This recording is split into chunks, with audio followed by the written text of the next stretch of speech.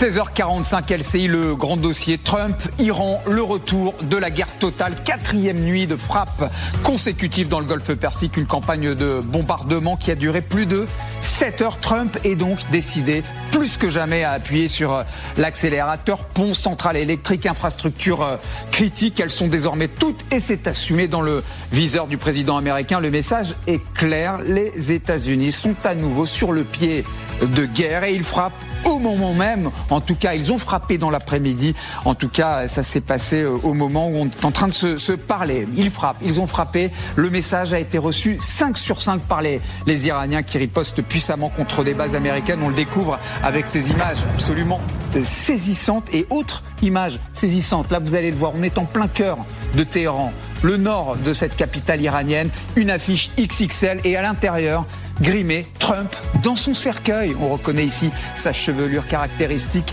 À mort Trump, on aura ta peau, c'est ce qu'on peut lire sur ces pancartes. Tandis qu'à l'autre bout de ce Moyen-Orient très turbulent, eh bien, tiens, Israël se tient posté le doigt sur la gâchette. Netanyahou n'attend plus que le feu vert du président américain pour reprendre à son tour les hostilités. Alors, guerre totale, est-elle de retour, cette guerre totale, pour libérer Hormuz? C'est la question de notre grand dossier. Et si le doute planait encore un tout petit peu, le président américain a pris soin de le dissiper. Écoutez. La semaine prochaine, ça va vraiment mal tourner pour eux. Car la semaine prochaine, ce sera le tour des centrales électriques. La semaine prochaine, ce sera au tour des ponts. Nous allons détruire toutes leurs centrales électriques. Nous allons détruire tous leurs ponts, à moins qu'ils ne s'assoient à la table des négociations. Et c'est donc désormais clair, l'escalade est assumée. Trump ne retient plus ses coups et on l'a compris, il a l'intention ferme, très ferme d'aller plus loin pour faire plier les Iraniens, lesquels n'ont aucune intention au retour de courber les chines. Est-ce que l'on va tout droit, mais alors tout droit et très rapidement vers la guerre totale?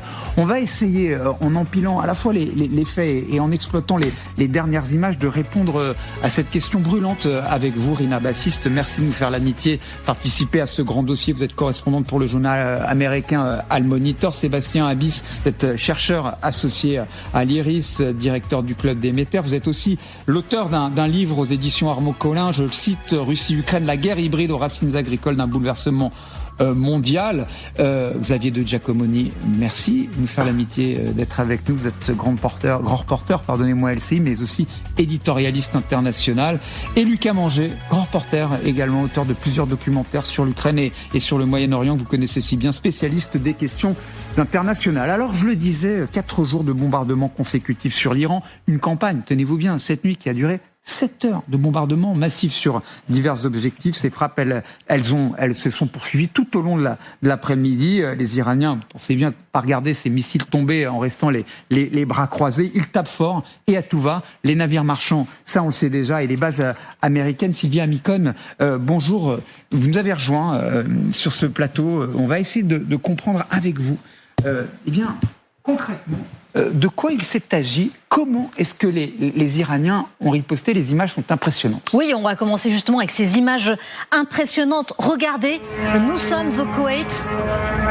Voilà, ce drone qui s'abat, ce drone Shahed qui s'abat sur une installation. Il s'agit du centre logistique de Mina Abdullah, utilisé par l'armée américaine, le plus grand fournisseur logistique militaire des États-Unis. KGL aurait été touché. Attaque également à Bahreïn, où les sirènes d'alerte ont retenti. Les Iraniens ont publié ces images, images satellites de leur frappe, premières images satellites d'ailleurs depuis la reprise des attaques. Ils précisent avoir visé des entrepôts d'équipements militaires, des sites de stockage de carburant, mais aussi un centre de commandement de la 5e flotte des États-Unis dans le royaume Bahreïn, qui affirme avoir contré des attaques iraniennes encore aujourd'hui. Autre image satellite, cette fois elle concerne le Qatar. Autre description, le Qatar qui a été visé le week-end dernier par les Iraniens. Enfin, Guillaume, la Jordanie fait également partie des cibles iraniennes. L'armée a déclaré avoir abattu 3 missiles. Selon la télévision d'État iranienne, des drones ont été lancés contre des hangars sur la base Al-Azraq et contre une installation abritant des chasseurs F-18. On est clairement entré, Sylvia, dans un cycle de frappes représailles. Que ciblent les Américains ? Alors, c'est déjà la 4e nuit consécutive et des frappes ont eu lieu aujourd'hui même, en plein jour, à la mi-journée, avec ces images du CENTCOM qui ont été publiées. Il s'agit de quoi ? Eh bien, il s'agit de l'île de Grantham qui a été touchée, où se trouvent des sites de stockage et de lancement de missiles de croisière. L'attaque, elle a duré 90 minutes. Vous le voyez, elle est centrée sur le pouvoir de nuisance des Iraniens cette nuit. Ce sont des dizaines de cibles qui ont été ciblées par les Américains pendant 7 heures, 7 heures de frappe. On voit ici qu'elles concernent les zones côtières iraniennes, selon le CENTCOM, le commandement central américain, selon les Iraniens.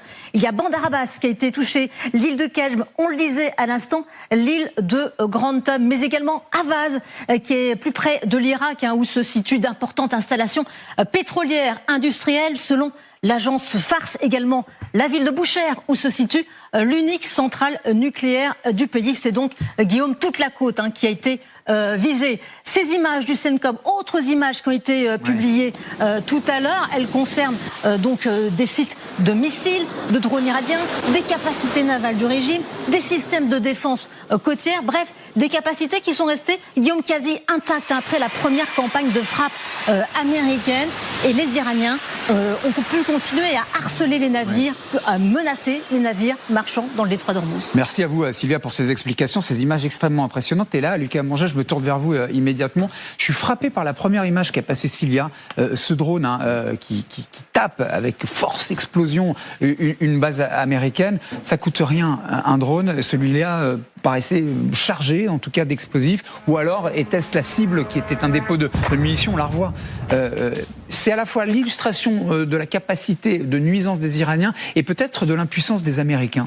L'impuissance des Américains, pas encore, mais ce qui est frappant, c'est de se dire qu'après la première partie de cette guerre, ce qu'on a appelé la guerre d'avril, où les Américains avaient été pris pour cible dans plusieurs pays du Golfe, notamment au Koweït, sur des bases américaines, avaient perdu des matériels militaires de très grands coups, notamment un avion AWACS qui était au sol, plusieurs bases militaires avaient été frappées, et déjà à ce moment-là, on s'était dit, c'est curieux que les Américains protègent aussi mal leurs infrastructures militaires, ou en tout cas ne s'attendaient pas à ce que les Iraniens aient la capacité de frapper leurs infrastructures militaires dans les pays du Golfe, et elles sont très nombreuses, en Arabie Saoudite, au Koweït, au Qatar, en Jordanie et en Irak. Mais ça prouve qu'il n'y a pas eu vraiment, à mon sens, à une analyse vraiment à chaud comme ça, c'est que le pouvoir politique américain ne s'attendait pas à devoir faire une reprise des hostilités.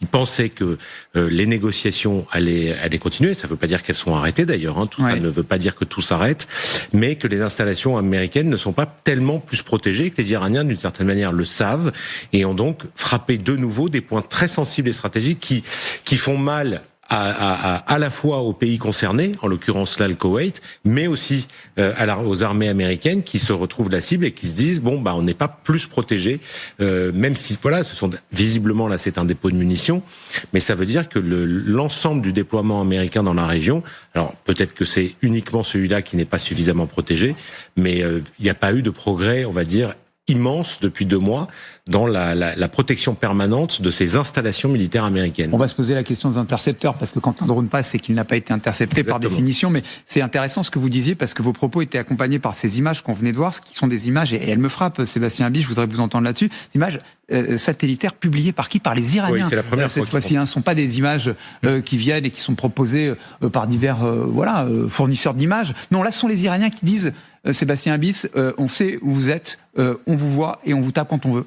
Oui, c'est vrai que c'est à la fois cette guerre de communication des guerres contemporaines, avec des images livrées quasiment instantanément, mais aussi un message plus stratégique qu'envoie le régime iranien, puisqu'il est capable d'être précis. Finalement, on disait que ces drones, quand ils partaient, ils avaient un degré d'incertitude sur les cibles visées. Finalement, ils sont assez précis. Ils connaissent les lieux où se trouvent des sites états-uniens, des sites de stockage d'armement, et donc ils sont capables d'être précis. C'est vrai qu'on retrouve un peu le scénario du printemps, c'est-à-dire frappe états-unienne, pour l'instant sans appui ou complément israélien. On en parlera un tout petit peu plus tard dans cette émission. Et des ripostes, des contre-attaques iraniennes chez les voisins du Golfe. il faut quand même qu'on remette en perspective une petite chose, c'est quand même l'impact économique depuis 4-5 mois de tout cela sur les économies du Golfe, parce qu'on parle beaucoup des conséquences à l'échelle internationale. Dans les économies du Golfe, il y a évidemment des destructions d'infrastructures, il y a une économie touristique qui a chuté quasiment de 20 à 30% depuis plusieurs mois, et ce sont des économies qui s'interrogent sur la suite, puisque le parapluie sécuritaire états-unien n'est pas optimal, et l'Iran est prêt à taper sur ces monarchies du Golfe en représailles de ces attaques états-uniennes et israéliennes. Donc on voit bien que ces monarchies du Golfe sont exposées en première ligne de l'autre côté du Golfe Persique à cette logique éventuellement maximaliste aussi iranienne de dire on étend le conflit, c'est pas juste un conflit entre 2 ou 3 pays, c'est un conflit régional et on va montrer géographiquement qu'on peut créer du chaos dans l'ensemble de l'espace Moyen-Orient. Et justement, pour rebondir sur les propos de Sébastien Habis, il y a l'aspect militaire, on l'a détaillé, il y a l'aspect économique, parce qu'évidemment, quand vous frappez Ras Laffan, dont on parlait tout à l'heure, un champ gazier, forcément ça a un impact économique, mais encore une fois, ces images, finalement, quand on met tout ça bout à bout, de quoi sont-elles le nom ? Qu'est-ce qu'elles traduisent, à votre avis, Rina Bassiste ? Ouais, effectivement, ce qui perturbe, je crois, énormément, et ça c'est depuis en fait le début de ce cycle en fait des frappes américaines et iraniennes, représailles. En fait, CENTCOM diffuse beaucoup d'informations sur les cibles qu'ils ont, sur lesquelles ils sont tirés en Iran, mais très très peu, et on peut dire même rien du tout, sur les dégâts qu'eux-mêmes, ils ont subis. Et oui, les Iraniens se chargent de le faire pour eux, vous le voyez. Exactement. Donc là, c'est très difficile à savoir l'ampleur, en fait, des dégâts qui étaient causés à toutes ces bases militaires américaines. Et c'était tellement évident, surtout je crois que c'était la deuxième vague, quand les Iraniens, ils ont dit, on a détruit toute une base militaire américaine en Jordanie. Les Américains, silence total.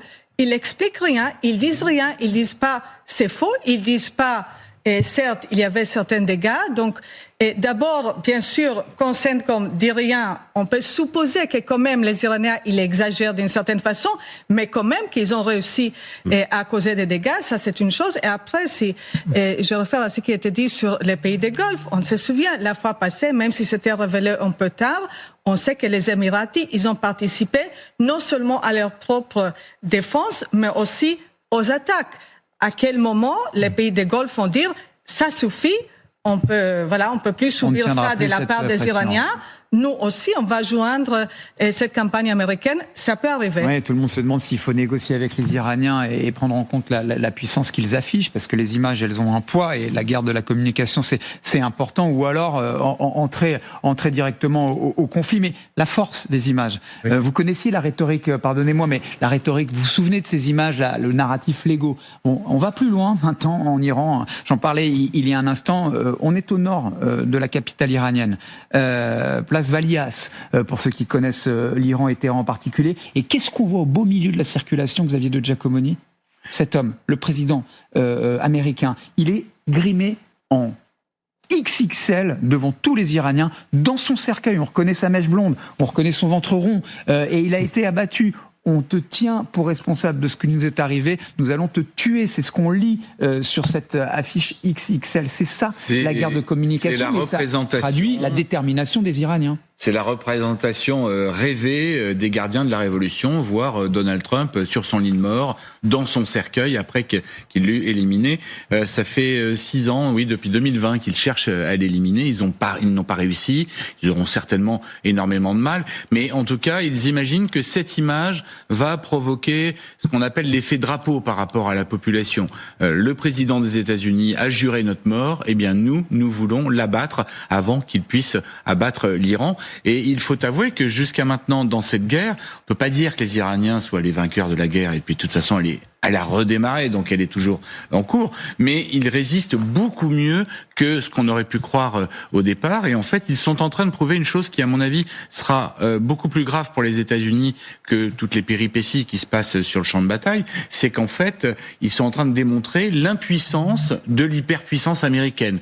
Et ça va avoir un effet extrêmement grave, notamment sur les alliés des États-Unis, mais aussi sur les ennemis des États-Unis, qui vont se rendre compte que finalement, une guerre menée de cette manière-là, avec la méthode américaine de bombardement tout azimut, n'obtient pas de résultat tangible. Ça peut aiguiser les appétits, mais Lucas, j'ai envie de vous entendre en fait sur cette affiche XXL là au cœur de Téhéran. Tout de même, bon, les images, elles ont une force. Moi, je ne sais pas s'il s'agit de dire on a gagné la guerre ou si c'est au contraire une menace de mort. Comment est-ce que vous la lisez cette image ? Le régime iranien a longtemps utilisé cette imagerie pour montrer un peu sa détermination. Depuis les années 80, vous savez, devant certaines universités de Téhéran, les étudiants sont obligés de marcher sur des drapeaux américains, et des drapeaux israéliens, le grand sioniste, le petit sioniste.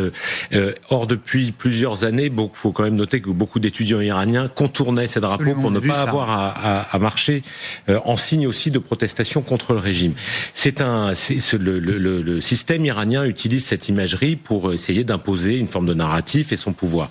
Ce que ça veut dire aussi, c'est probablement c'est pas probablement, on sait qu'il y a des tensions très importantes au sein même du pouvoir iranien, entre des gardiens de la révolution extrêmement déterminés et qui sont ceux qui décident des frappes en ce moment sur les pays du Golfe et des répliques aux Américains, et puis un clan, on va dire, qui est difficile à décrire, mais peut-être plus pragmatique, et qui, lui, d'ailleurs, continue de discuter avec les Américains via les canaux notamment pakistanais.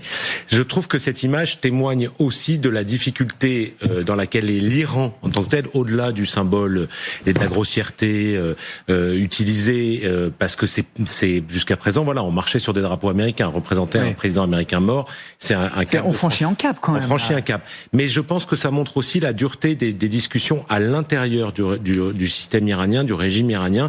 Faut quand même redire que la guerre, la première partie de la guerre a changé le régime. Ce n'est plus un régime comme il était depuis 1979, pour la simple et bonne raison que même s'il est encore en vie, il n'y a plus de guide suprême aujourd'hui aux manettes du pays, et que il est peut-être en vie et peut-être caché. Mais aujourd'hui, ce sont des militaires qui ont pris le pouvoir, les gardiens de la branche la plus dure des gardiens de la révolution qui a en ce moment le pouvoir, et qui probablement impose ceci, parce que vous voyez par ailleurs, Guillaume, regardez, ces images sont très intéressantes, mais enfin la circulation est normale, les gens passent devant, il n'y a pas des manifestations de gens en train de hurler mort à Trump. C'est une représentation qui fait partie de l'imagerie utilisée par le régime. C'est pas pour ça que les Iraniens y adhèrent, et ni même que tous les dirigeants politiques aujourd'hui en Iran soient convaincus que ce soit une bonne chose de faire ça. Je vais pousser un peu votre développement, c'est intéressant parce que bon, alors vous expliquez qu'il y a quand même, et c'est vrai, une lutte intestine au sein de ce régime iranien.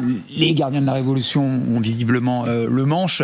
Ceci dit, bon, les pragmatiques sont encore chargés de la communication, puisque Ralibaf, on l'apprend à l'instant, le président du Parlement iranien, va s'exprimer sur les derniers développements de ce cycle représailles, frappe américaine et représailles iraniennes, ou inversement, puisque les deux s'accusent d'avoir rompu ce cessez-le-feu.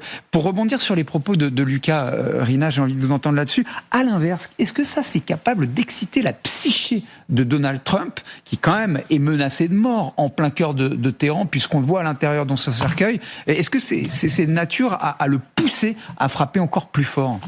Oui, ça je crois c'est évident, parce qu'on a bien vu que tout ce cycle de représailles américaines, certes, la grande excuse, ou la grande raison plutôt, était les deux bateaux qui étaient visés par les Iraniens, et les Iraniens qui ont fait violer le feu, mais il y avait aussi toutes les images qu'on a vues pendant les 6 jours de funérailles d'Ali Khamenei, avec ses pancartes Kill Trump en anglais, pour que les présidents américains comprennent bien qu'il n'y a pas une erreur, c'est pas un excité, mais c'est vraiment c'est le régime au Téhéran qui appelle à l'assassiner. On peut s'imaginer que, bien sûr, ça tape sur les nerfs de ce président américain qui quand même, son image comme le maître du monde, du poing sur la table, voilà, et sa nature impulsive, on le connaît, c'est pas quelque chose de nouveau.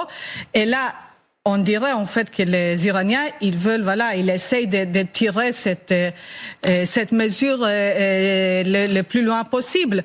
Mais là, je suis d'accord, on n'a pas vu des grandes manifestations, on n'a pas vu cette mobilisation que le régime à Téhéran a tellement insisté. À la décharge de la population, ils se sont fait tirer dessus dans les proportions qu'on sait, les 8 et 9 janvier. Je suis pas tout à fait sûr qu'ils aient encore envie de descendre dans les rues. Mais quand même, Guillaume, on a vu, le régime a réussi à mobiliser pas mal du monde pendant ces 6 jours des funérailles. Ça, ils ont fait. Mais là, ça peut être un peu trop. C'était déjà peut-être un énorme effort de la part, justement, avec des menaces sur la population, et ils se sont arrêtés là. Bon, il y a la guerre de communication et les images, et Dieu sait qu'elles disent beaucoup de choses sur lesquelles on pourrait s'étendre, mais il y a aussi les évaluations qui sont en cours, visiblement, à écouter Siavosh Ghazi, qui est notre correspondant en Iran. Visiblement, le corps des gardiens de la Révolution évalue d'autres hypothèses pour aller peut-être plus loin maintenant dans ce cycle de frappes représailles, et imagine aller taper bien les sites critiques des partenaires du Golfe. On écoute Siavosh Ghazi.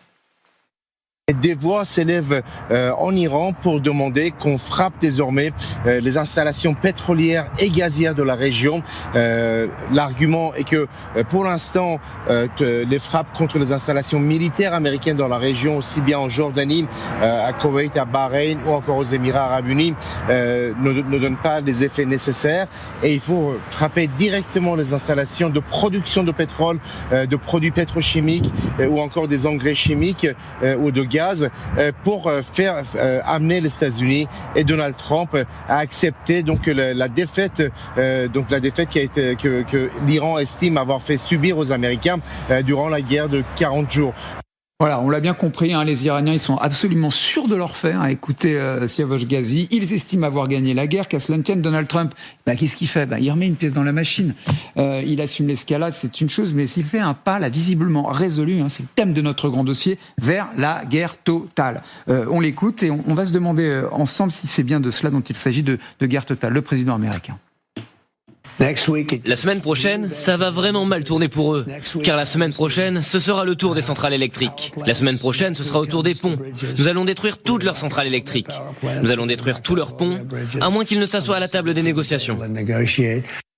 Voilà, ça sont les mots. Comment ces intentions se traduisent-elles en actes ? Il y a des plans militaires, il y a des banques de cibles qui sont étudiées. Sonia Dridi, vous êtes en direct de Washington, vous êtes notre correspondante, et vous nous apprenez qu'en réalité, le président américain, au-delà des mots et des interviews qu'il donne à la télévision américaine, il a passé du temps et de nombreuses heures dans la Situation Room. Oui, tout à fait. La Situation Room qui se trouve dans l'aile ouest, que vous pouvez voir derrière moi. Dans cette aile ouest, il y a donc cette salle de crise de la Maison Blanche et le bureau ovale. Et c'est vrai qu'hier, on a vu que Donald Trump passait des heures dans cette aile ouest, comme l'indiquait la présence du Marine. Et on a donc appris qu'il avait tenu une réunion dans la salle de crise de la Maison Blanche, la Situation Room, en présence notamment du secrétaire d'État, du secrétaire à la Défense ou encore du directeur de la CIA. Et selon des sources qui se sont confiées à Axios, et ils ont discuté ensemble de la possibilité de lancer une offensive à plus grande échelle pour tenter, encore une fois, de faire plier les Iraniens. On le sent, Donald Trump est remonté à bloc, il est de nouveau très frustré, très impatient. Il a envie d'obtenir quelque chose des Iraniens. Alors d'un côté, il dit « je veux plus négocier avec eux, ils mentent comme je n'ai jamais vu ça ». Il semble même surpris par les méthodes des Iraniens. Et puis en même temps, il a, dans une interview sur Fox News, lancé que si les Iraniens ne revenaient pas à la table des négociations, dès la semaine prochaine, ils pourraient, comme on l'a entendu, s'en prendre aux ponts et aux centrales électriques. Et Donald Trump l'a dit, les frappes s'arrêteront quand moi, je dis stop. En attendant, en coulisses, on sait aussi qu'il y a des discussions toujours entre Américains et Iraniens, puisque Donald Trump lui-même a dit qu'hier, ses représentants avaient discuté de nouveau avec les Iraniens. Sonia Dridi, merci infiniment, en direct de Washington et en direct même de la Maison Blanche, où vous vous trouvez devant le bureau ovale. Alors voilà, ça ce sont les intentions, c'est posé. Lucas Manger, je vous propose de m'accompagner jusque devant ce grand écran. On a entendu Sonia Dridi, elle est à Washington. Il est frustré, Donald Trump, il est frustré. Il veut obtenir quelque chose des Iraniens. Et puis il dit, très simple, je vais frapper leurs infrastructures critiques, les ponts, les centrales. De quoi s'agit-il ? En fait, Trump fait du Donald Trump, c'est-à-dire que les négociations continuent, mais pendant ce temps-là, il annonce ce qu'il est prêt à faire dans un pays qui est déjà extrêmement fragilisé par les deux premières campagnes, la guerre de juin dernier et la guerre d'avril dernier. Donc le pays est très fragilisé. Quand il parle des centrales électriques, c'est intéressant de s'y arrêter parce que, on les voit là sur la carte, la plus importante, c'est celle de Damavand, qui est à 70 km de Téhéran. Juste pour mémoire, Téhéran, c'est une mégapole, 10 millions d'habitants, qui dépend intégralement, quasiment, de cette centrale, qui est l'une des plus grandes centrales électriques de la région, qui est vraiment extrêmement importante. Elle produit en électricité l'équivalent de 3 de nos réacteurs nucléaires. Donc c'est considérable et c'est ce qui permet au réseau électrique iranien de tenir. Il a été déjà fragilisé, il faut bien voir qu'il y a déjà des pénuries de courant, mais si cette centrale était vraiment frappée, et c'est là que Trump menace directement, Téhéran pourrait être plongé dans le noir. On a vu tout à l'heure sur la carte, les Iraniens ont que des centrales électriques, une seule centrale nucléaire. Ouais. Là, ce sont les ponts, j'y viens tout de suite. L'autre, effectivement, menace réelle et directe de Donald Trump, ce sont les ponts, des ponts qui sont très importants. Là, on va s'intéresser, il y a évidemment les ponts de Bandar Abbas au sud. On va s'intéresser au pont le plus important parce que c'est celui que Trump, et l'armée américaine avait déjà frappé, qu'on appelle le pont de Karaj. Le pont de Karaj, c'est un pont qui relie Téhéran à la mer Caspienne. Et voilà, sur ces images. Je me souviens de ces images. Vous vous souvenez de ces images? Le 2 avril, il est frappé à 2 reprises. C'est un pont extrêmement symbolique. D'abord, il est très important pour la circulation des Téhéranais quand ils se rendent vers la région de la mer Caspienne. Et puis, c'est un bijou de technologie iranienne qui avait été fabriqué en pleine période de sanctions internationales. C'est un pont qui fait 136 mètres de haut, 1,2 km de long. La circulation avait partiellement repris dessus depuis. Donc là, s'ils le détruisent complètement à nouveau, ça serait un gros coup. Alors, vous nous parlez des infrastructures critiques et qui pourraient impacter les civils, les ponts à l'instant, les centrales électriques. Mais récemment, on a entendu Donald Trump nous parler du mont de la Pioche, qui abrite là encore un site stratégique, mais de production nucléaire. Alors, ça, à des fins militaires. Voilà, le mont de la Pioche, on en avait déjà beaucoup parlé sur ce plateau il y a quelques semaines. Le mont de la Pioche, c'est, vous le voyez là, juste ici, c'est à côté de Natanz, qui est donc au sud, 170 km à peu près au sud de Téhéran. Le mont de la Pioche, c'est le mont Zagros en fait, en Iran. C'est l'un des endroits les plus secrets, les plus protégés du monde. Il est sous une montagne qui fait 1600 mètres de haut. Et c'est là que serait, voilà, on la voit ici, on le voit, le mont de la Pioche, c'est là que serait enterrés à 140 mètres de profondeur la plupart des centrifugeuses, les fameuses centrifugeuses iraniennes qui permettent d'enrichir de l'uranium et éventuellement un jour de fabriquer une bombe nucléaire. Pour l'instant, on pense, les Américains et les Israéliens pensent que même les fameuses bombes GBU-57 de 14 tonnes ne pourraient pas pénétrer à l'intérieur du mont de la Pioche. C'est à voir éventuellement dans les semaines qui viennent si les Américains les utilisent. C'est une menace directe contre l'endroit le plus secret, le plus protégé du régime iranien, mais qui est aussi ce qui permet aujourd'hui encore à l'Iran de dire peut-être qu'un jour nous aurons une arme nucléaire.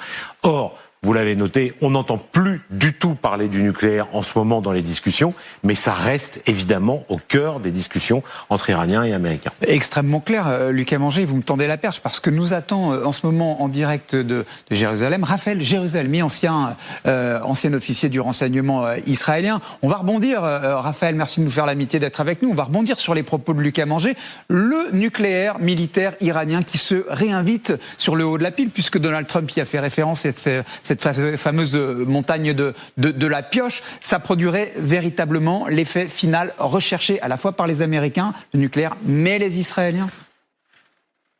Non, pas du tout. D'abord, le vrai problème avec Donald Trump, c'est son manque de stratégie dans la mesure où il change d'objectif tous les 5 minutes et on ne peut pas envoyer une armée de la taille de l'armée américaine vers une offensive de cette ampleur sans fixer un objectif une fois pour toutes.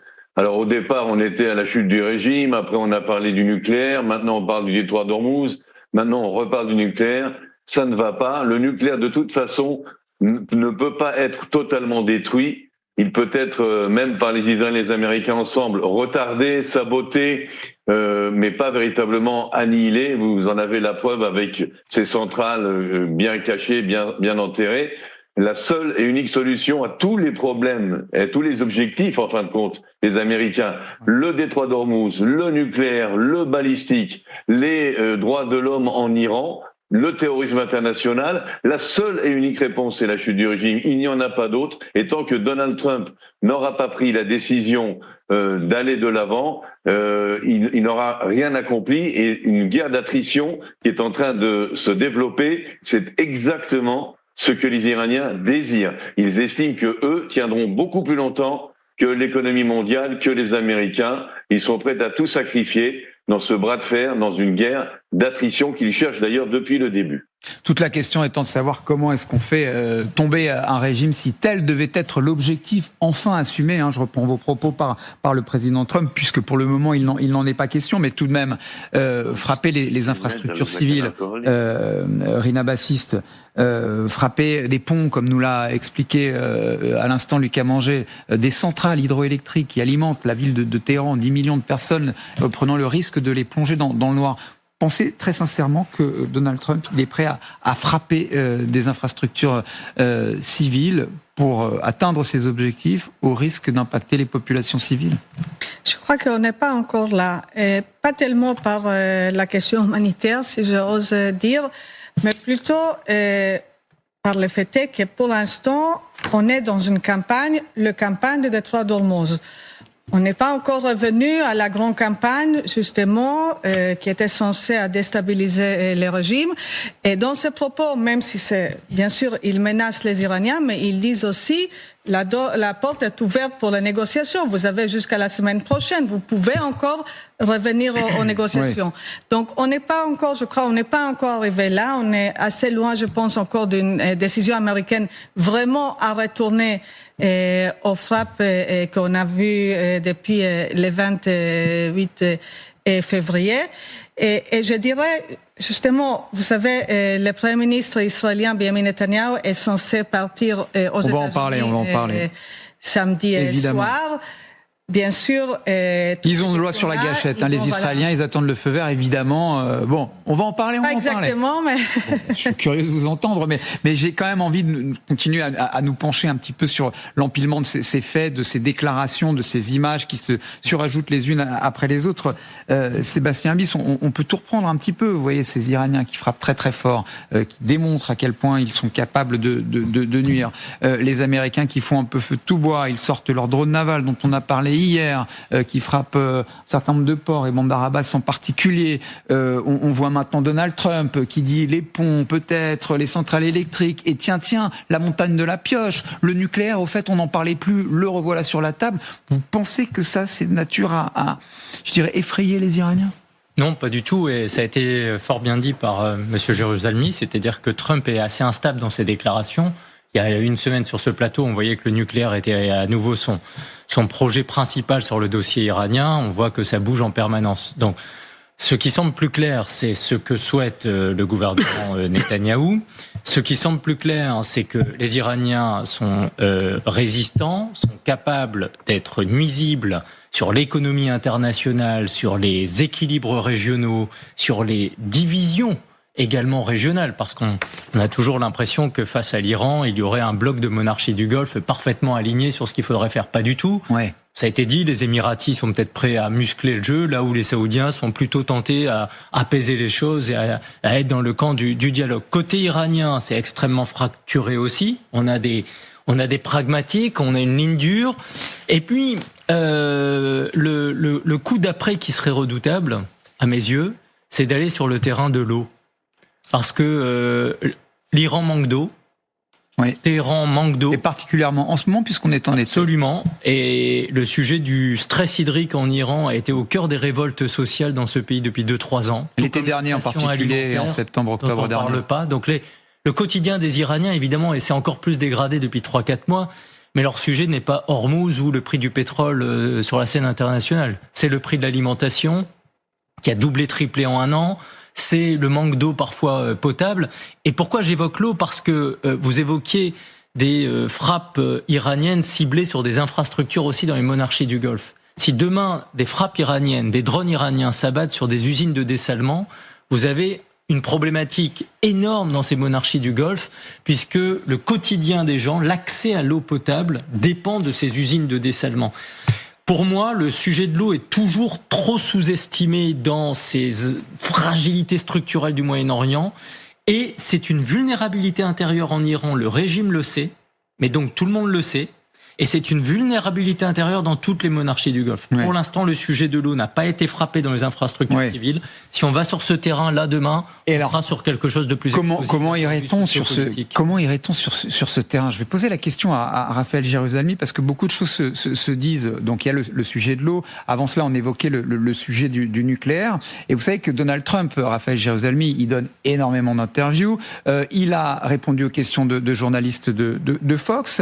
Et face à la situation qu'on était en train d'évoquer, impasse stratégique, pas véritablement de cohérence, etc., que nous dit-il? Parfois, il faut une campagne terrestre, mais nous avons d'autres personnes qui feront la campagne terrestre pour nous. À qui pense le président américain, et est-ce la bonne solution? Boots on the ground. Alors, il pense aux Kurdes qui ont été préparés, les Kurdes iraniens et les Kurdes du Kurdistan irakien, qui sont armés, entraînés par la CIA et le Mossad, et qui sont plus ou moins prêts à intervenir en tant que force terrestre, qu'il faudrait tout de même encadrer et appuyer de forces terrestres israéliennes et ou américaines. Ça ne suffit pas, les Kurdes tout seuls, c'est bien évident, face à une force telle que celle des gardiens de la Révolution. Mais il pourrait être très utile dans une phase ultérieure d'assistance au soulèvement populaire iranien, si on y arrive à nouveau. Donc si le peuple iranien se soulève à nouveau, les Kurdes peuvent intervenir, faire diversion, atteindre certaines villes du nord et de l'ouest de l'Iran pour frapper les Bassidji. Tout cela est possible. Je voudrais juste préciser, par rapport à ce qui était extrêmement intéressant à propos de la guerre possible de l'eau, du problème de l'eau, qu'effectivement les banques de cibles prévues, après les banques de cibles militaires, on a prévu des banques de cibles civiles. Et effectivement, pour vider les caisses des gardiens de la Révolution et les affaiblir sur le plan économique, et on a bien fait attention à ce que ces banques de cibles ne comprennent pas des cibles qui pourraient créer une catastrophe humanitaire en Iran. Il est bien évident que l'eau, par exemple, et certains endroits, même l'électricité, auraient un impact sur la population iranienne entière et ajouteraient à une guerre qui est déjà difficile un problème humanitaire très grave. Oui, mais c'est comme ça peut-être.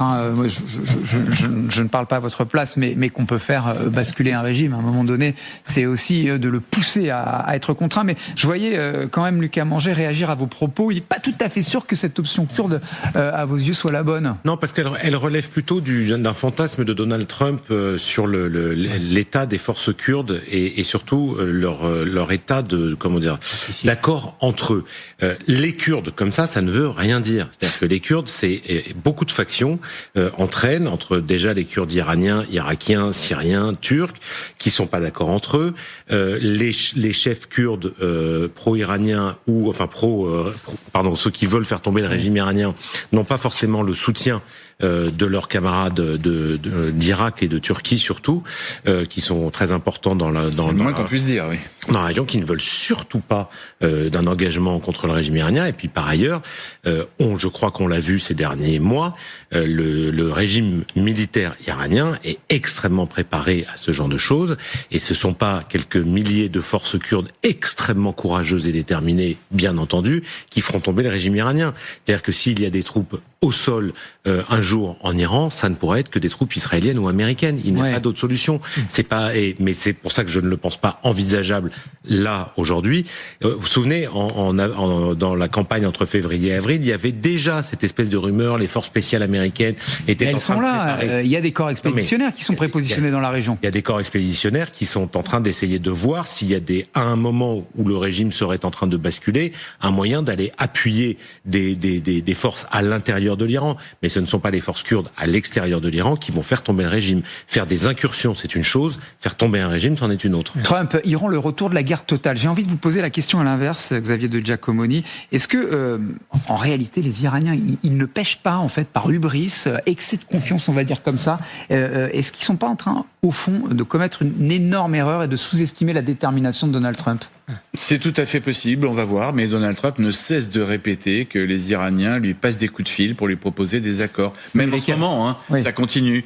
Donc, je ne sais pas qui pêche par hubris ou par mauvaise utilisation de l'hyperpuissance, ou comme on disait tout à l'heure, l'impuissance démontrée de l'hyperpuissance américaine. Ce que je vois en revanche, c'est que Donald Trump n'a que de mauvaises options aujourd'hui. Cette histoire des Kurdes, elle lui a été soufflée en fait par Benyamin Netanyahou la dernière fois qu'il l'a vu, avant le début de la guerre, quand il l'a convaincu qu'il option écartée, cette guerre, visiblement, qui a été écartée parce qu'elle est en fait totalement pour les raisons qu'a expliqué impossible. Lucas. Massacrer des hommes pour rien et une nouvelle fois envoyer les Kurdes au casse-pipe pour défendre grosso modo des intérêts occidentaux. C'est largement pas la première fois. On va pas faire la liste ici.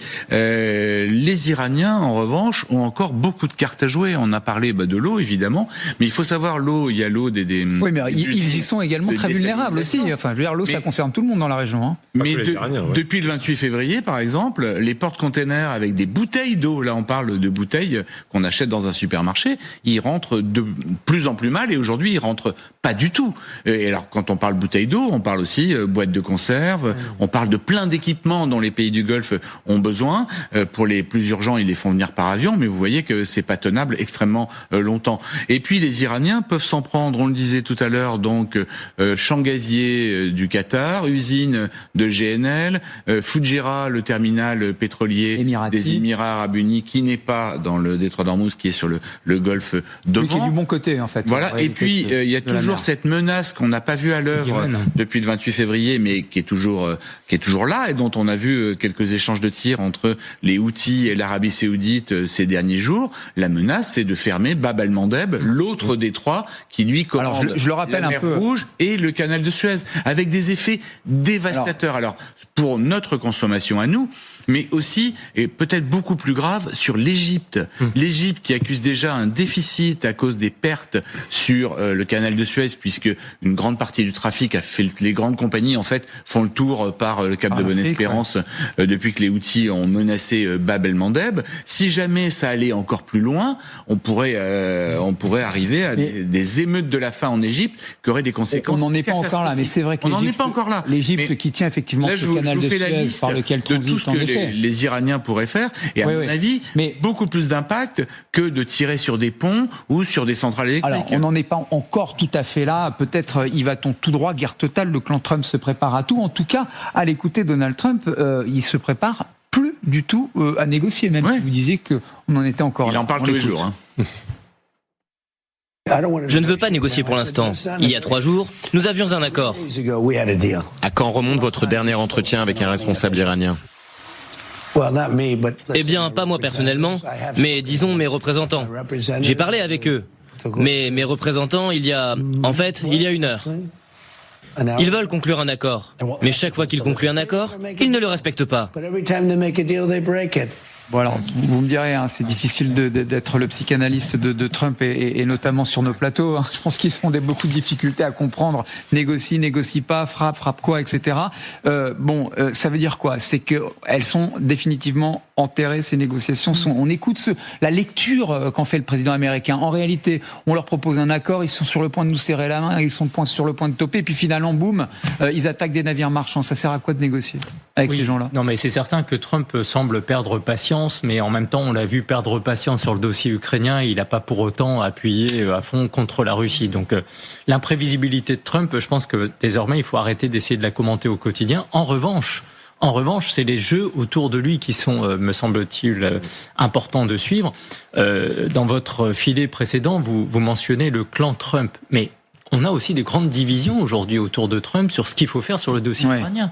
On sait que J. Evans et Rubio sont pas complètement... C'est le miroir de ce qu'expliquait Lucas à l'instant. Absolument. C'est-à-dire que... Ce qui se passe à Téhéran se passe à Washington. Oui, parce qu'à Washington aujourd'hui, Trump est pris par différents courants, donc différentes options. Netanyahou va en effet à nouveau à Washington dans quelques jours, et tout ça dans l'état d'esprit de Trump qui a tendance à écouter... surtout celui qui a été le dernier à lui parler, on voit bien qu'il est très imprévisible. Il s'est peut-être un peu calmé dans son dossier iranien dans le courant du mois de juin, parce que courant juin, il y a eu quoi ? Il y a eu le G7, il y avait ce sommet de l'OTAN, il y avait ces événements aux États-Unis, son anniversaire, le lancement de la Coupe du Monde, il y avait les 250 ans d'indépendance des États-Unis. Là, après tout, son agenda politico-diplomatique est un peu plus allégé en période estivale. Ouais. Prochain rendez-vous, c'est bien sûr les élections de mi-mandat aux États-Unis. Mais donc on voit qu'il s'agace à nouveau. Et donc tous ceux autour de lui qui vont être plutôt sur la liste, sur la ligne jusqu'au boutiste, si en plus Netanyahou veut à nouveau le remettre sur ce rail-là, évidemment on peut avoir un Trump qui pendant cet été dise aux Iraniens stop des négociations, de toute façon vous ne respectez pas non plus le jeu des négociations et on repart de plus belle sur une confrontation directe. Nous sommes mercredi 15 juillet 2026 et d'après la presse israélienne, Maariv en particulier, qui est un quotidien, on apprend qu'en réalité la rencontre à laquelle vous faisiez référence, celle de Benjamin Netanyahou, qui n'était pas prévue au programme avec Donald Trump, elle aura lieu lundi. Il va prendre son avion, le Premier ministre israélien, pour aller rencontrer à Washington Donald Trump, peut-être pour exciter cette fibre va-t-en-guerre, si je puis dire, ou en tout cas vindicative, l'idée de reprendre la guerre. On écoute Benjamin Netanyahou, il a évidemment le doigt sur la gâchette et il n'attend au fond quoi ? Que le feu vert du président américain. Je le dis aux dirigeants iraniens, ne comptez pas sur notre calme si vous nous attaquez. Ne comptez pas sur une riposte similaire, car ce ne sera pas une simple répétition, ce sera une attaque différente, bien plus puissante. L'époque où l'on pouvait nous frapper sans que nous ripostions de manière décisive est révolue. Nous l'avons fait en Iran et nous continuerons à le faire à quiconque nous fait du mal. Alors là, Raphaël Jérusalemi, j'ai vraiment envie de vous entendre, ancien officier du renseignement israélien, je le rappelle, vous avez entendu le Premier ministre Netanyahou, ça ne sera pas une répétition, hein. Vous allez voir ce qu'on va proposer en termes d'offensive, vous ne l'avez jamais vu, et la riposte sera puissante. Mais qu'est-ce qu'on n'a pas déjà essayé dans cette guerre qui n'a produit pour le moment aucun effet décisif ? De quoi il parle exactement le Premier ministre israélien ? Eh bien, ce qu'on n'a pas essayé, c'est très simple. On a tenté ça au mois de juin de l'année dernière. On l'a tenté cette fois-ci fin février. Et à chaque fois, les Américains ont mis le holà à l'élan israélien. Et donc, on ne peut pas juger du résultat de ce qui n'a pas été mené jusqu'au bout. On est en fait à une moitié d'opération. Et les gens disent regardez, ils n'ont pas réussi. Évidemment, on a été arrêté au milieu. C'est quoi précisément, Raphaël Jérusalemi ? C'est quoi aller au bout ? Enfin, mettez des mots concrets en fait. Ça veut dire quoi aller au bout ? Qu'est-ce qui n'a pas été tenté ? L'objectif israélien, comme je l'ai dit, tous les chefs de Mossad, et c'est rare, sont tout à fait d'accord sur un seul point. Il n'y a pas d'autre solution au problème iranien que la chute du régime de la République islamique. Il n'y en a pas d'autre, ni économique, et certainement pas de négociation. Nous, les Iraniens, nous ne croyons absolument pas dans ces négociations. D'abord parce que la personne avec qui on négocie, d'ailleurs on n'est même pas sûr qui c'est, mais de toute façon n'est pas fiable. Ça sera que de la tricherie, que du mensonge, et le nucléaire continuera et toutes les menaces continueront tant que ce régime perdurera. Il n'y a pas d'autre solution. Ceux qui pensent qu'il est impossible de le faire tomber, eh bien, c'est ceux qui ne font rien de toute façon et rien d'autre. Et les négociations ne sont pas une solution. Il y a un plan clair, net et simple de comment s'y prendre pour tenter de faire tomber ce régime. Il n'a pas été appliqué jusqu'au bout par les Américains. Et c'est bien dommage. C'est quoi le plan clair, net et précis ? Raphaël Jérusalemi, pardonnez-moi de vous interrompre. Dites-nous comment. C'est quoi le plan clair, net et précis pour faire tomber le régime ? Dans l'idéal, et le plan qui a été donc proposé à la Maison-Blanche au moment où Donald Trump semblait être convaincu, c'est 3 mois de frappe militaire intensive, je dis bien militaire, comme on en a eu 2 mois seulement et puis ça s'est arrêté. Donc 3 mois ensuite qui sont suivis de l'autre banque de cibles dont on vient de parler, ce sont les cibles civiles. Tout ce qui est infrastructure énergétique, tout ce qui est argent qui peut rentrer dans les poches des gardiens de la Révolution pour les affaiblir économiquement. Et ensuite, 6 mois de travail sur le terrain pour obtenir un soulèvement populaire. Les Kurdes qu'on a mentionnés, c'est juste une toute petite partie de la stratégie générale. Vous avez de toute façon d'autres éléments qui peuvent entrer en action. N'oubliez pas que nous avons une armée qui travaille avec le Mossad et que nous avons des Iraniens qui ont même détruit des sites militaires iraniens sur le sol iranien sans qu'un seul agent israélien soit présent, car ils ont été formés, équipés pour cela. Il y a les Baloutches, il y a tout ce que vous voulez, et arriver à un soulèvement populaire, assisté bien sûr de forces terrestres, et de renverser le régime d'une prise de pouvoir, raison pour laquelle nous avons cultivé, pas seulement Ahmadinejad, pour la petite anecdote, beaucoup de personnalités qui seraient prêtes à prendre le pouvoir et à assurer un gouvernement de transition. Ouais, vous faites référence au président, l'ancien président iranien Mahmoud Ahmadinejad et cette tentative de recrutement ratée visiblement par Israël, mais incroyable tentative de retournement d'un homme qui était quand même perçu et vu comme étant le diable incarné, Mahmoud Ahmadinejad. Mais ça, je referme la parenthèse. Rina Bassiste, on écoute Raphaël Jérusalemi, je vais essayer de résumer son propos. Le plan, il est là. Ce que ne craignent finalement pas les Israéliens, c'est pas du tout l'escalade, parce qu'il y a l'incertitude de la guerre, il y a cette équation qui pose sur le papier, mais tout ça, ça reste de la théorie. La guerre, elle a sa dynamique. C'est au contraire de ne pas finir ce travail. Et c'est ce que va aller dire Benjamin Netanyahou à Donald Trump, au risque de lui répéter des choses qu'il a déjà entendues. Oui et non, parce que depuis en fait ce cycle de frappe et de riposte, on a bien vu les Américains, pour l'instant, ils veulent pas qu'Israël rejoigne cette campagne. Vous en êtes sûr, ça ? C'est extrêmement clair. Ouais. Et Washington a répété de le dire, et le gouvernement israélien, au contraire, s'est tenu extrêmement silencieux, justement pour ne pas être accusé d'être derrière cette campagne. Et donc, cette conversation qu'il y aura a priori entre Netanyahou et le président américain lundi, je crois qu'elle sera un petit peu plus compliquée. Ça sera pas Netanyahou qui arrive et dit « ça y est, donnez-nous le feu vert, on veut aussi taper ». Ça sera pas du tout comme ça. Et d'abord, il va venir avec des renseignements pour dire au président américain « vous pouvez pas croire aux Iraniens quand vous négociez avec eux, regardez, ils sont en train de reconstruire leur centrale, leur site nucléaire. Donc déjà, faites pas confiance à eux. Deuxièmement, parce qu'on peut pas faire confiance à eux, on peut pas accepter cette solution que l'uranium enrichi sera dilué sur le sol iranien. Et pour nous, c'est non-go. On n'est pas d'accord. S'il vous plaît, ne faites pas ça. Donc ça, c'est le point, je crois, principal du Premier ministre israélien. Qui estime qu'à un certain moment, il y aura un accord. Et cet accord, pour Israël, comme il est en l'état, il est inacceptable. C'est un accord catastrophique. C'est un accord qu'Israël ne peut pas accepter. Donc, il y a d'abord cette approche-là que le Premier ministre israélien va approcher. Je crois que le président américain sait très bien que le moment où il dit à Israël, vous allez aussi attaquer, Israël va obéir parce que tous les plans sont prêts.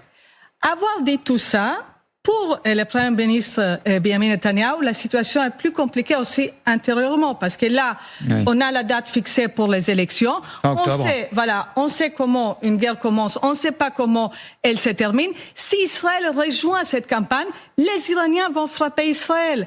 Est-ce que vraiment Netanyahou veut voir avec en plus un déficit d'intercepteurs avant le 27 octobre? C'est pas du tout sûr. Lucas Manger. C'est un Netanyahou en campagne qu'on a vu là tout à l'heure dans les extraits que vous avez montrés. C'est un Netanyahou, pour rejoindre ce que dit Rima, c'est un Premier ministre qui est en campagne pour sa réélection, qui est plus en difficulté qu'il ne l'a été, en tout cas à ce stade, aujourd'hui des sondages, et ça ne dit rien du résultat du 27 octobre, mais qui veut... La relation entre Trump et Netanyahou a été très abîmée, y compris après justement ces fameuses réunions dans le bureau ovale et surtout dans la Situation Room de la Maison-Blanche, où la presse américaine, par des fuites probablement organisées par des proches de Donald Trump, on ne sait pas exactement d'où ça vient, mais qui ont fait savoir à la presse américaine que Netanyahou avait pas totalement dit la vérité à Trump, et alors ça arrangeait bien Trump de faire sortir ces informations, mais je pense que Benjamin Netanyahou arrive avec deux choses importantes à garder en tête. Il est en campagne, donc il s'adresse, comme vous le disiez, aux Israéliens. Regardez, je suis reçu par le président américain et je vais régler la situation, pour un homme qui a fait toute sa carrière politique sur je mets Israël en sécurité de la menace existentielle que fait poser l'Iran sur son pays. Et la deuxième chose, c'est je vais être un peu moins arrogant probablement vis-à-vis de Donald Trump en lui disant faut attaquer demain matin, parce qu'il sait que là ça pourrait lui être très sévèrement reproché. Benjamin Netanyahou, il est à la tête de l'État d'Israël. Il donne des ordres et à écouter Betsa Bessalem, notre correspondante en Israël. L'armée israélienne, elle est tout de même sur le pied de guerre. On l'écoute et on réagit. Eh bien concrètement, sur le terrain, bien sûr, l'armée israélienne est toujours en alerte, en défense et en attaque. Selon plusieurs experts ici, eh bien cette guerre totale que vous évoquez, elle arrivera. De toute façon, ce n'est qu'une question de temps. Et comme vous l'avez aussi évoqué à l'instant, il y a un élément très important, c'est cette visite de Netanyahou à Washington. Netanyahou qui, selon les médias ici, devrait s'envoler samedi soir. Il va tenter de rencontrer Donald Trump dimanche ou lundi. Entretien qui pour l'instant n'a pas été confirmé par la Maison-Blanche, mais il y a beaucoup d'efforts qui sont faits en coulisses à Jérusalem pour justement caler ce rendez-vous, et ça c'est important pour Israël. Pourquoi ? Parce que Netanyahou, d'abord, il va tenter de rétablir la confiance. Vous savez, de plus en plus de personnalités dans l'entourage de Donald Trump insistent sur le fait que Netanyahou n'a pas tenu ses promesses dans cette guerre en Iran. Et puis Netanyahou, sans doute, renseignement à l'appui, va insister sur le fait qu'il est nécessaire de poursuivre les frappes et surtout de les élargir. Les frappes, comme l'a dit Magali il y a quelques minutes, pour l'instant, elles concernent Hormuz. Et Israël voudrait que les États-Unis visent des infrastructures vitales et qu'elles affaiblissent plus le régime. Et puis surtout, Israël va aussi soutenir, Benjamin Netanyahou va insister sur les lignes rouges d'Israël en cas d'accord. Parce que si à nouveau un cessez-le-feu est décrété, il ne faut pas, selon Israël, que les États-Unis oublient qu'il faut totalement retirer l'uranium enrichi de l'Iran, pas seulement le diluer, et que surtout il ne faut pas oublier la menace balistique et la menace des proxys. Betsa Bessalem, notre correspondante en direct d'Israël, on a entendu Raphaël Jérusalem lui nous dire qu'une campagne de bombardement de 3 mois, ce serait à minima le préalable pour imaginer renverser ce régime. On entend Betsa Bessalem nous dire que l'armée israélienne se tient prête et qu'en réalité Benjamin Netanyahou n'attend que le feu vert. Peut-être va-t-il à Washington dès lundi le demander ou exposer effectivement, Rina Bassiste, toutes ces questions cruciales qu'il a en tête avec ses précautions évidemment, parce que Trump, il lui a déjà parlé une fois et peut-être floué une première fois en février. On ne sait pas. En tout cas, Donald Trump, le président américain, Sylvia Micon, vous êtes devant cet écran géant, l'écran de LCI. Trump a-t-il seulement les moyens de repartir au combat ? On le sait, l'argent c'est le nerf de la guerre, des hommes, des munitions, des matériels. De quoi on parle exactement? Où on en est dans ces stocks-là? Ce qui fait débat effectivement actuellement aux États-Unis, et notamment au Congrès, c'est l'état des stocks de certaines munitions à cause de cette guerre en Iran. Selon certains sénateurs démocrates, le stock des missiles Tomahawk est inquiétant. Un tiers des stocks seraient épuisés. L'armée américaine a tiré par exemple 1100 Tomahawk, soit 5 fois la quantité produite cette année. Inquiétant également l'état des stocks des Patriots ou encore des intercepteurs THAAD. La moitié du stock a fondu. Se pose la question de la disponibilité de ces munitions sur d'autres théâtres d'opération et tout simplement de la reconstitution des stocks. Et entre la commande et la mise en service, s'écoulerait presque 4 ans pour les Tomahawk. C'est beaucoup trop long, même si le Pentagone essaie de raccourcir les délais à tout prix. Ce sont des inquiétudes en tout cas qui sont balayées d'un revers de la main par Pete Hegseth, le secrétaire à la guerre, qui parle d'histoire fabriquée de toutes pièces, Guillaume. Bon, alors, il y a le coût de la guerre. Le Pentagone avait donné des chiffres. Je me souviens, c'était en mai dernier. On en est où, là ? Alors, effectivement, en première évaluation du Pentagone, c'était effectivement vers la mi-mai, près de 31 milliards de dollars le coût de cette guerre. C'était 6 milliards de plus qu'une toute première estimation. Dans cette somme, le coût des munitions, des opérations, de la maintenance, mais le Pentagone a vite été accusé de sous-estimer ce coût. En effet, ce bilan ne tient pas compte des installations militaires endommagées ainsi que des équipements détruits, notamment des avions militaires. 228 équipements ou structures détruites à la mi-juin. Et à cela s'ajoute évidemment, Guillaume, les destructions de ces derniers jours. Le compteur, il tourne toujours. De nouvelles estimations circulent, en tout cas selon des projections internes du gouvernement relayées par NBC News. Le conflit en cours avec l'Iran pourrait coûter entre 80 et 100 milliards de dollars aux contribuables américains. C'est près du triple des chiffres officiels du Pentagone. Et le coût de la reconstruction des bases américaines pourrait à lui seul dépasser les 30 milliards de dollars.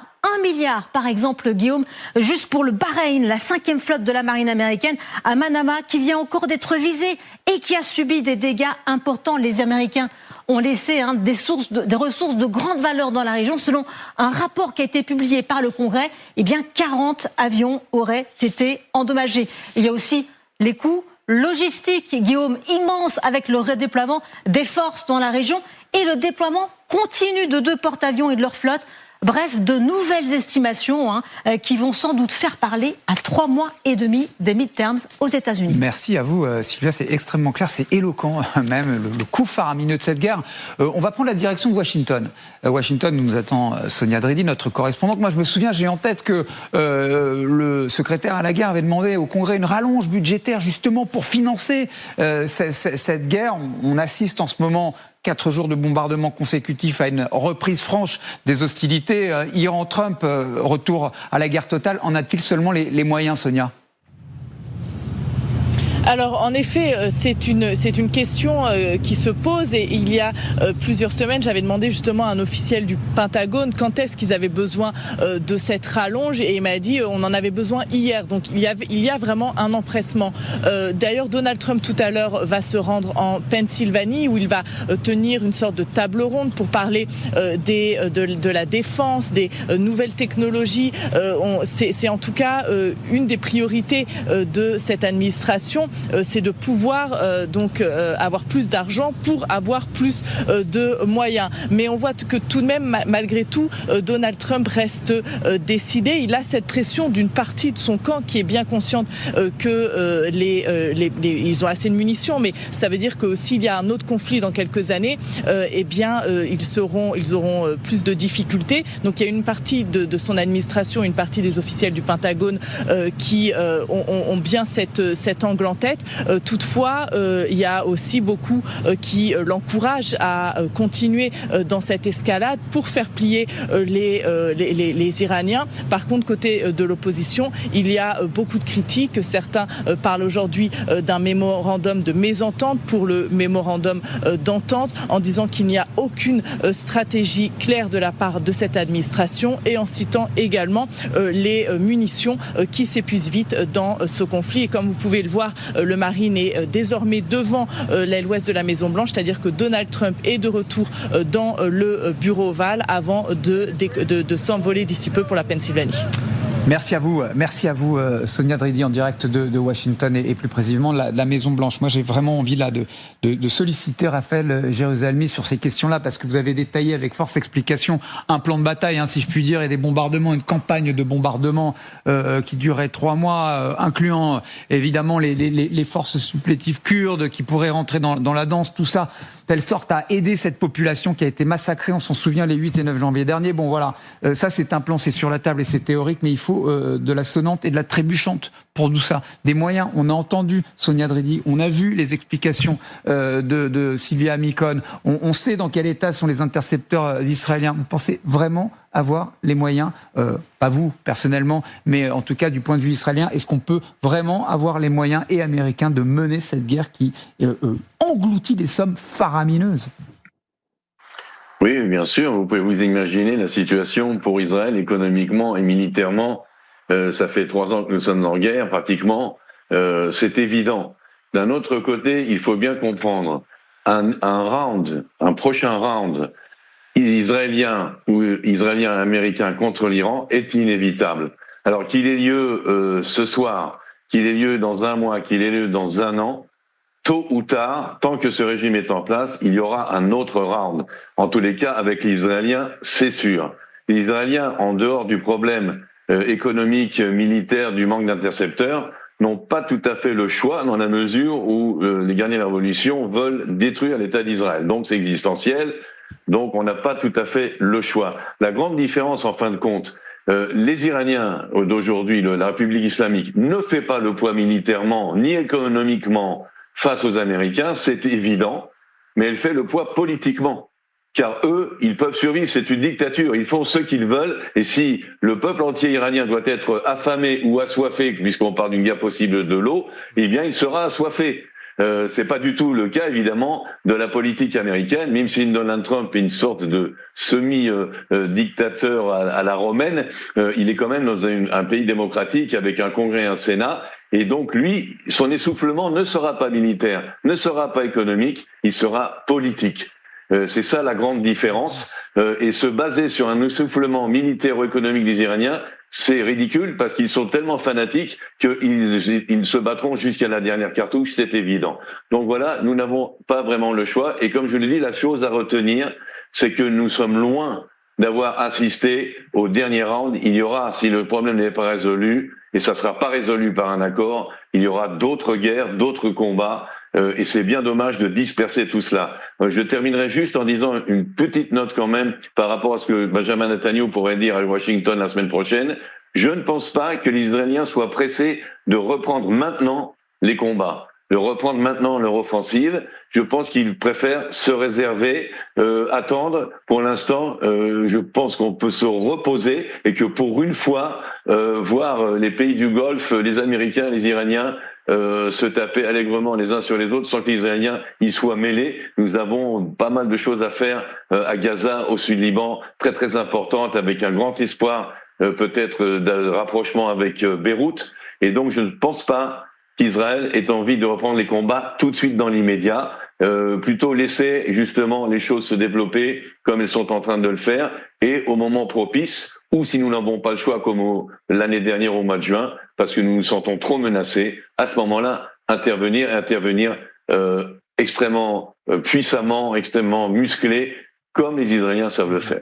Atmosphère positive, je voudrais rebondir sur vos propos et vous remercier par ailleurs, Raphaël Jérusalemi. Atmosphère positive, dit-on, en marge de négociation entre les Israéliens et les Libanais, en tout cas le chef de l'État libanais. Elles ont eu lieu à nouveau, un nouveau round de négociations. Donc je rebondis sur vos propos et vous remercie infiniment, Raphaël Jérusalemi. Mais la question que soulève Raphaël Jérusalemi, puisqu'on voit Iran-Trump, guerre totale, c'est la question qu'on se pose pendant ce grand dossier.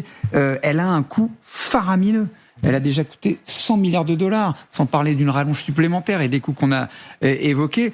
Dans cette guerre d'attrition, appelons ça comme ça, pour le moment, lesquels des deux parties céderont, céderont les premiers, Lucas Manger, les faucons dont on parlait tout à l'heure, les faucons iraniens, ou alors Trump qui a le nez sur le cours du pétrole et les prix à la pompe, son anxiété de voir ce pétrole flamber à nouveau? La grande différence entre l'Iran et les États-Unis, c'est que les États-Unis restent une démocratie, qu'il y a des élections qui vont avoir lieu et que Trump a les yeux rivés sur tous les indicateurs économiques parce qu'il a les yeux rivés sur les sondages et que si jamais les démocrates remportaient les élections de demi-mandat, Trump est un président impuissant totalement, y compris à l'intérieur de son propre pays. Donc il n'aurait eu d'une certaine manière que 2 ans pour essayer de faire cette transformation radicale qu'il voulait opérer aux États-Unis. Donc la question ne se pose pas dans les mêmes termes d'un côté et de l'autre du conflit. C'est-à-dire que les Iraniens, le régime iranien a le temps devant lui. Le temps, il n'est pas infini ce temps, bien au contraire, puisque d'abord l'Iran est quand même extrêmement abîmé économiquement dans ses infrastructures, on en a parlé, la population est en colère, les prix ont énormément augmenté, le chômage est gigantesque, mais dans la mesure où il n'y a pas d'élection et où le régime, les gardiens de la révolution qui ont réussi à s'accaparer plus encore de pouvoir qu'ils n'en avaient sous le précédent régime et avant ces 2 guerres américaines et israéliennes, ils peuvent durer assez longtemps, et ils peuvent durer assez longtemps parce qu'ils ont aussi prévu ce type d'attaque, depuis 1979. Ça fait depuis 47 ans que le régime iranien se prépare à une attaque massive des Américains et des Israéliens. On l'a vu entre février et avril à quel point ils avaient été capables de décentraliser leur commandement militaire au point que les Américains et les Israéliens ont été quand même surpris au départ en se disant le régime est décapité. Souvenez-vous, les premières heures de frappe, on se dit il y a plus de dirigeants, il y a plus de guide suprême. Dans 24 heures, le régime est tombé. Pas du tout. Le régime avait prévu cette partie-là de la guerre et avait donné des ordres de décentralisation à beaucoup de commandants militaires qui fait que le pays a tenu et peut encore tenir. Maintenant, c'est toujours imprévisible, je termine là-dessus, c'est que évidemment, la population iranienne dont on parle absolument pas dans cette négociation pourrait se réveiller à nouveau, malgré les dizaines de milliers de morts du mois de janvier, et faire tomber le régime, évidemment. Mais ça, on en est, d'après ce qu'on sait, et peu de choses. Pour être honnête sur la réalité du terrain en Iran, c'est pas pour tout de suite. On a le sentiment, à écouter Lucas, Sébastien Abyss, qu'en réalité, on est dans une course et qu'on a deux coureurs, mais l'un est marathonien, les Iraniens, et l'autre est un sprinter, parce qu'il a cette problématique électorale, ces élections de mi-terme. C'est peut-être ça, finalement, l'image est bonne. Le point. Un choc de temporalité, parce que évidemment, on compare des pays qui sont pas comparables d'un point de vue organisation, politique, institution, etc. Maintenant, on voit bien que Trump, le sprinter, est aussi très girouette. Et donc, en fait, il augmente la complexité stratégique d'un tel dossier en démocratie. Et si en plus c'est un canard sans tête, vous me passez l'expression, le lame duck. Donc, on a quand même avec Trump à la Maison Blanche un cas de figure assez atypique. Moi, j'insisterai sur un autre point aussi qui par rapport à ce coût de ce conflit. Ce conflit, évidemment, il est important pour les États-Unis. États-Unis qui font quand même la moitié des dépenses militaires mondiales cette année, 1500 milliards de budget. Donc le monde est en train de se surarmer. C'est surtout les États-Unis qui font une course aux armements. Et on voit que malgré des dépenses records après année, en fait, ils ne gagnent pas des guerres par ces emballements militaires. Ça m'interroge beaucoup sur le narratif actuel européen de dire, en fait, on doit cultiver la paix en s'équipant d'armes pour dissuader tout le monde de faire la guerre à l'Europe. On voit bien qu'en fait, on est dans des moments où il n'y a pas que le terrain de l'armement et du militaire. On voit que l'économie est importante, mais encore une fois, une espèce de bloc national par rapport à des dossiers. On voit que cette guerre au Moyen-Orient frappe durement les économies européennes, qui sont déjà très frappées par la guerre en Ukraine et en Russie. Et on voit qu'aux États-Unis, en fait, on a un électorat Trump qui, en effet, ne voulait surtout pas que les États-Unis se remettent à dépenser de l'argent états-unien à l'extérieur, se mêlent de certains dossiers mondiaux. Et Trump, pour l'instant, a tous les indicateurs économiques nationaux qui sont pas bons par rapport à ses objectifs de campagne il y a 2 ans. Et il y a même des dégradations de soutien, même dans sa base, parce que cette guerre en Iran coûte extrêmement cher. Bien sûr. Mais cette guerre coûte cher aussi à l'économie internationale. Cette guerre coûte cher aux voisins régionaux du Golfe Persique. Et les coûts sur la population iranienne, pardon, on en revient, mais cette population iranienne, censée être au cœur de tout et dont on parle insuffisamment, souffre terriblement depuis un demi-siècle d'un régime épouvantable, de conditions de vie qui ne cessent de se dégrader ces dernières années, et depuis 4 mois, encore plus acculés, en plus avec évidemment des risques majeurs si on conteste le régime. Donc Trump, en fait, sur ce conflit-là, je cherche toujours en quoi, depuis les frappes de fin février, quel est le point positif pour Trump sur le dossier iranien depuis fin février? À mes yeux, il n'y en a pas un seul. Vous cherchez Sébastien Abyss? Eh bien, Donald Trump s'est exprimé sur la question que vous posez. Une chose est sûre, on les frappe très fort, on leur fait vraiment mal. Il faut les écraser, on les frappe très très fort. On frappe tout ce qu'ils ont le long du littoral, le long du front de mer. Bon, j'ai envie de vous entendre quand même, Rina Bassiste. On a l'impression d'un serpent qui se mord la queue, qu'on tourne en rond, qu'on se répète la même histoire de cette espèce d'impasse stratégique dans laquelle on est. Est-ce que vous pensez que cette guerre totale, parce qu'on semble y aller tout droit, elle va produire des effets si oui ou non elle est assumée, telle que Raphaël Jérusalemi tout à l'heure l'exprimait? Bon, disons, Raphaël Jérusalemi, il a raison quand il dit que la plupart des Israéliens, ils croient qu'il y aura une autre guerre, que le problème n'est pas réglé, que tant que le régime ne s'est pas changé, ça va continuer comme ça. On va avoir encore et encore soit des conflits restreints, comme la campagne sur le détroit d'Ormuz, soit une autre guerre plus large. Avoir dit ça, je ne suis pas tout à fait sûre que Benjamin Netanyahu va se précipiter.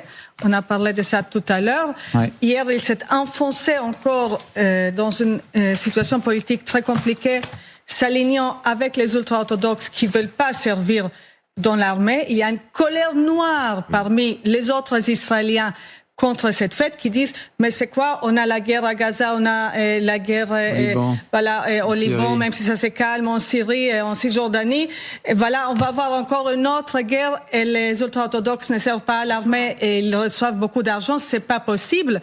Là, à 3 mois des élections, c'est pas sûr qu'il peut se permettre aventurer dans une autre guerre. Un mot, Xavier de Giacomoni, parce que au fond, et ils le réactivent, les Iraniens, ils ont bien compris l'équation dans laquelle on est tous les uns les autres plongés. Ils disent, très bien, contre blocus américain, nous, on le ferme définitivement, ce détroit d'Ormuz. Voilà, c'est leur levier. Ah ben tout à fait. On a deux blocus qui se font face, celui des Iraniens, celui des Américains, et maintenant on va voir qui tient le plus longtemps. Concernant les Israéliens, on l'entend bien dans la bouche de Benyamin Netanyahou. Si jamais ils nous attaquent, nous répliquerons, ce qui paraît être une évidence. Mais que font les Iraniens ? On est quand même un peu étonnés là. Ils ont jamais essayé. Pour le moment, on verra si ça dure, mais ils n'ont pas frappé Israël. Parce qu'ils savent très bien que s'ils frappaient Israël, Israël c'est 200 avions contre à peu près 140 pour les Américains. Donc grosso modo, en termes d'avions, la puissance de frappe est plus forte même que les Américains. Donc ils s'abstiennent de toucher à l'État hébreu pour le moment, alors que au fond, c'est leur principal ennemi. Merci à vous, mesdames, messieurs, pour la qualité de ce qui s'est dit dans ce grand dossier. Trump-Iran, guerre totale, c'est la question qu'on s'est posée. J'ai l'impression qu'on y va tout droit, mais je suis sûr que cette conversation était provisoire et qu'on aura d'autres occasions d'en reparler.